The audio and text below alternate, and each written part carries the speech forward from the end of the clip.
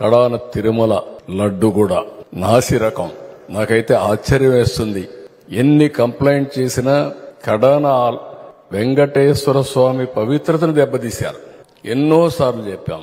అక్కడ ఎంత దుర్మార్గంగా ప్రయత్నం చేశారంటే అంత దుర్మార్గంగా ప్రవర్తించారు. కడాన అన్న దానంలో క్వాలిటీ ఆఫ్ ఫుడ్ లేకుండా చేశారు.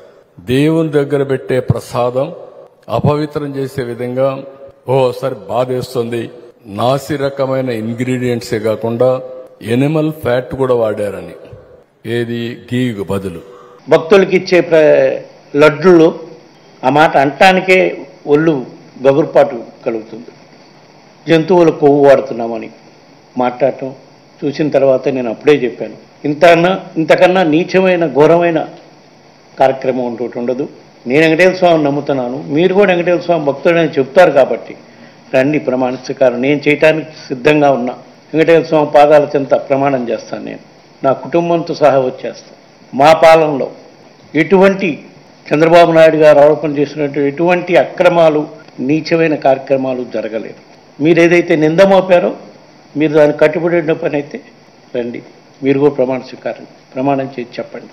National dairy development board of Gujarat లో ఉండే national dairy development board one of the #1 laboratories ఈ ప్రపంచంలోనే, భారతదేశంలో కాదు ఈ ప్రపంచంలోనే #1 ల్యాబ్. ఇదిగో test report, water and food analysis laboratory TTD final report annexure 1. ఇది చూడండి. S value equation of its suspected adulterants as per ISO 17678/2019. అంటే ఈ నెయ్యిలో ఏమేమి ఉంది?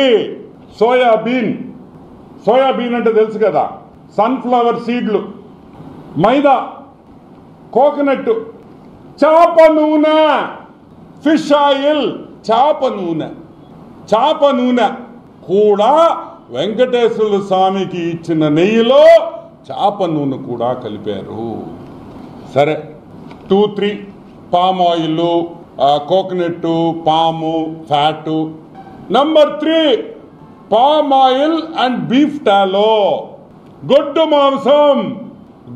మాంసంలో వచ్చే పదార్థాలని కలిపారు. బీఫ్ టాలో, లాడ్ అంటే యానిమల్ ఫ్యాట్, జంతువుల మాంసం.